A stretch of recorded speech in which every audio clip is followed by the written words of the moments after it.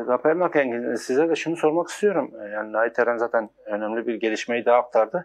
Yani aile ve avukatların mücadelesi olmazsa bu intihar denilen dosya çoktan kapatılacaktı belki de.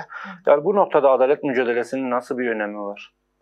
Şöyle soruya öncelikle kadın ölümlerindeki intihar algısıyla başlamak istiyorum. Türkiye ve Kürdistan'da son zamanlarda artan kadın ölümleri çoğunlukla intihar algısı üzerinden yürütülmektedir. E, Ancak birçoğunun arkasında sistematik erkek şiddeti, tehdit ve pek tabii cinayet yer almaktadır. Bunu çoğu zaman görüyoruz.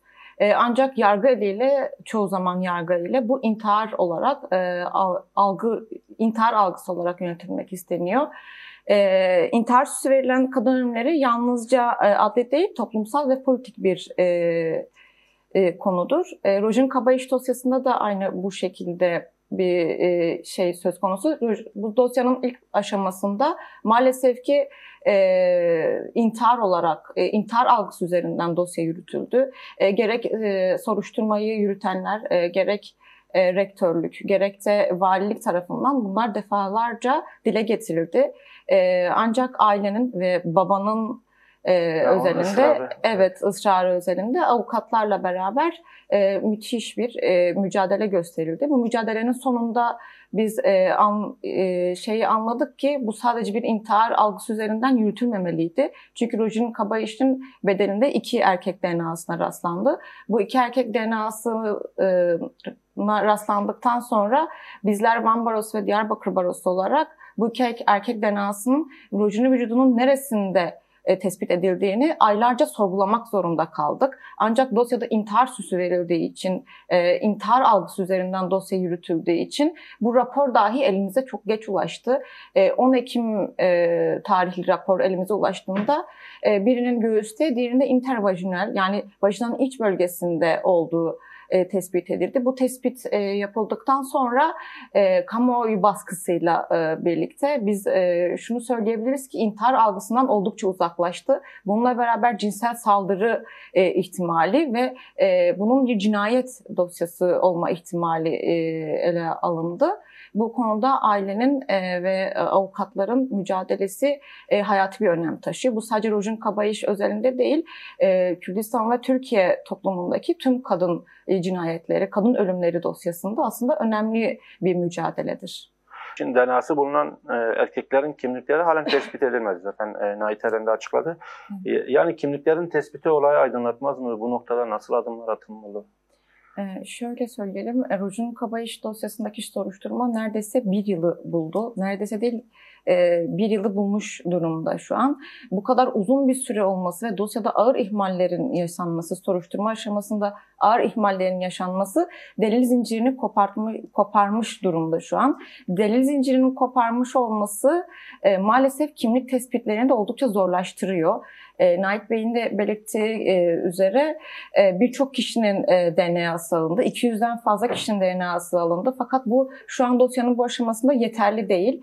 Zira olayın gerçekleştiği yer, sahil kasabası, Rojin'in bulunduğu yer, olay yeri oldukça geniş bir olay yeri ve birden fazla kişinin DNA'sı, kan örneği, parmak izi gerekiyor. Dosyanın genişletilmesi, delillerin genişletilmesi, varsa bu dosyada faillerin bulunması, öyle dile getireyim. Yerleşim yerleri de iç içe olduğu için, oldukça sık yerleşim yeri olduğu için bunun için de etkin bir soruşturma gerekiyor. Savcılığın da bunu ivedilikle gerçekleştirmesi gerekiyor diyebilirim. Kadın katliamlarında, kadın cinayetlerinde ya bir yere kadar gelindikten sonra dosyalarda bir tıkanma yaşanıyor. Yani bunda cezasızlığın ya da yargının takındığı tutumun durumu ne? Evet, dediğiniz gibi soruşturma, kadın cinayetlerinde, kadın ölümlerinde soruşturmanın belli bir aşamasından sonra tıkanıklık yaşanıyor. Maalesef ki bu tıkanıklık tesadüf değildir. Cezasızlık kültürü ve yargı sisteminin cinsiyetçi refleksiyle orantılıdır bu tıkanıklık. Türkiye'de ve Kürdistan'da kadın cinayetleri bireysel şiddet olayları değil, aynı zamanda devletin erkek şiddete karşı sistematik kayıtsızlığının bir sonucudur. Bu da hukukta cezasızlık kültürü olarak ifade ediliyor. Cezasızlık kültürünün ifade ediş biçimleri nasıl yansıyor yargıda? Örneğin yargının faili koruması, faili koruyan hükümler vermesi, misalen örnek veriyorum haksız tahrik indirimlerinin uygulanması veyahut iyi hal indirimlerinin uygulanması.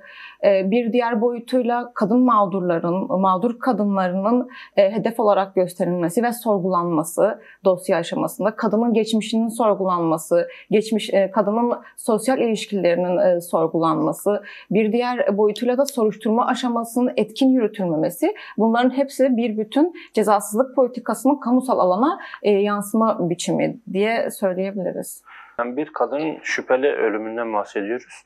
Yani bu noktada kadın hukukçulara, kadın kurumlarına, bir bütünen kadınlara ne tür sorumluluklar düşüyor?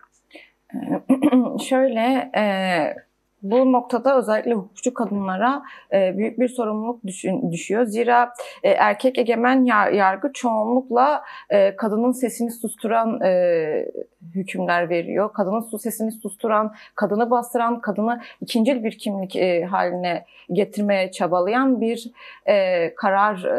bir yargı sistemi var maalesef ve faili koruyor. Erkek faili koruyan bir yargı sistemiyle karşı karşıyayız. Kadınların özelinde kadın hukukçuların bu yargı sistemine, bu erkek egemen zihniyete, erkek egemen sisteme karşı topyekün bir mücadele, örgütlenmeyle bir mücadele alanı sunabilir. Böyle diyebilirim. Yayında geçen tüm arkadaşların emeğine sağlık. Şöyle belirtmeliyiz ki her geçen gün kadın boyutuyla daha kritik bir gün oluyor. Bizlerin bu aşamadan sonra kadın örgütlerin, kadın sivil örgütlerinin, kadın kurumlarının bu mücadeleye, kadın mücadelesine daha sıkı ve daha örgütlü bir şekilde devam etmesi gerekiyor. Bizler istiyoruz ki Rojin dosya avukatları olarak bu soruşturmanın etkin ve sağlıklı, şeffaf bir şekilde yürütülmesi ve varsa fail ve faillerin açığa çıkartılması ve dosyanın nihayete erdirilmesi ve tüm kamuoyunun vicdanen rahatlamasıdır.